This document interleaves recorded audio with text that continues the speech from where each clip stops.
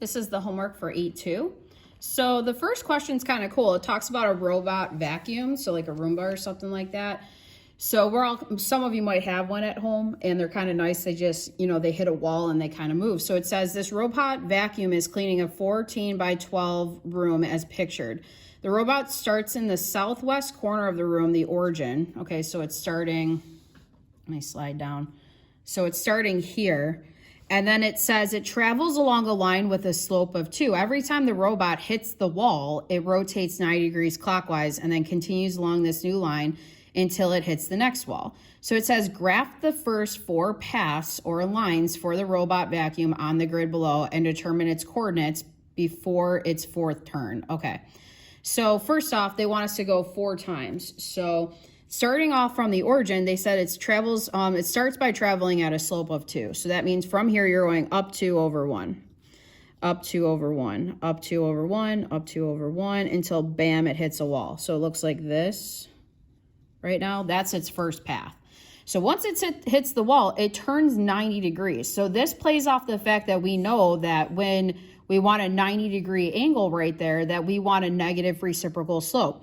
So the negative reciprocal to 2 is going to be negative a half. So that means I want to go down 1, right 2, down 1, right 2, down 1, right 2, until bam, I hit another wall. And you can see as soon as you guys put this in here, it looks like a right angle, okay? So then going this way, now we're going to make another right angle with this new segment. So my slope's gonna go back the other way. So now it's gonna go back to a positive 2. So that's like up 2 over 1. So in other words, it's down 2, left 1. So it's going this way with a slope of 2, right? Up 2 over 1, up 2 over 1, up 2 over 1. So that's 3 turns. Bam, it hits the wall. And then it's going to turn again 90 degrees. So then it's going to go back to that negative a half. So that would be like up 1, left 2 kind of deal, kind of like this way, right? Negative 1 over 2, negative 1 over 2.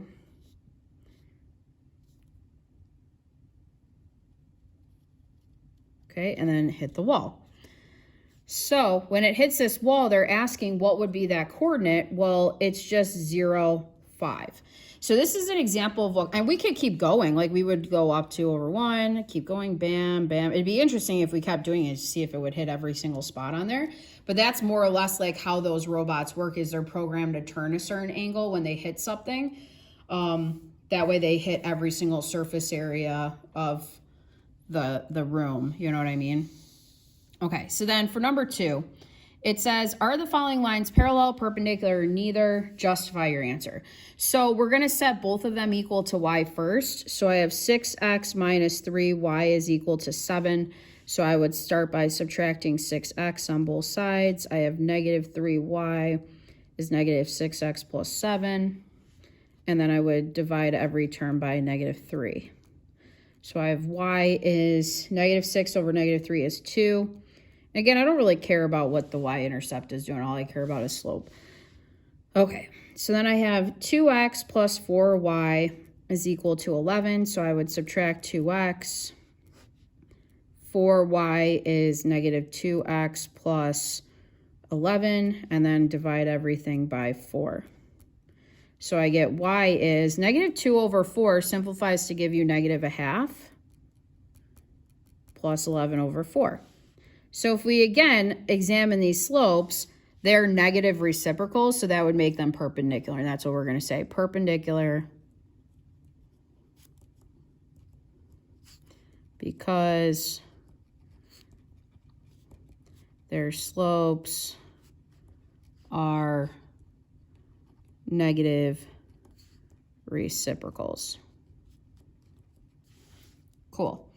Okay, so part 3. A line through the origin has a slope of 1/3. Carlos thinks the slope of a perpendicular line at the origin will be 3. Do you agree? Well, obviously not, because 1/3 and 3, yeah, they're reciprocals, but they're not negative reciprocals, and that's the problem. So we're going to say no. For it to be perpendicular, the slopes need to be negative reciprocals. And then we can say, so 1/3 to, it would be -3, okay, and not 3. Okay, perfect. Okay, turn the page. So then this says, using the slope formula, find the slope between the given points. So this is literally just you guys practicing slope. Slope formula, if you forgot, we call it M, is y2 minus y1 all over x2 minus x1. So I would have, in this example, negative, it doesn't, by the way, one thing I want to mention, it doesn't matter whether you call this x1, y1, x2, y2.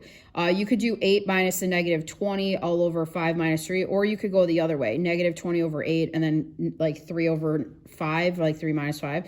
So I'm just going to show you it doesn't matter. Like -20 minus 8 all over 3 minus 5 gives you -28 over -2 or 14. If you went the other way, you would have 28 over 2, which would still give you 14. So either way, you get the same answer.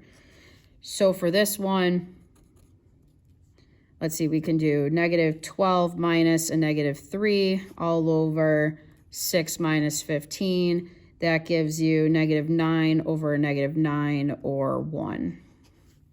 So then doing slope graphically, that's just easy. You just count rise over run. So you're going up 4 over 1. Slope is, another way to think about it is rise over run.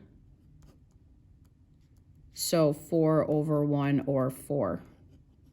So this one is going down 5 and then right 4. So it would be -5 over 4. Okay. Number 8. Given a line through the points 2, -5, and 7, -5, determine the slope of the line that would be parallel to the given line and perpendicular to the given line. Okay, starting with the parallel part, it's going to be the same slope between these 2 points. So let's start by finding that first. So M is equal to -5 minus a -25 all over 2 minus 7, which would give you 20 over -5 or -4. So that would be if it's parallel. The negative reciprocal to -4 is 1 over 4. So then for the bottom part here, it says write the equation of the line that passes through the points 1, 3, and -2, 5. So they just want straight up just write the equation of the line that passes through those points. So the first thing you got to do is think of what you need in your formula. So you need slope, and then you need a point to pass it through. So I'm just going to pick this as my x1, y1. And then I'm going to find slope off to the right or left-hand side. So M is equal to, let's see, 5 minus 3 all over -2 minus 1, or 2 over a -3 or -2/3. So in my y minus y1 is equal to M times x minus x1.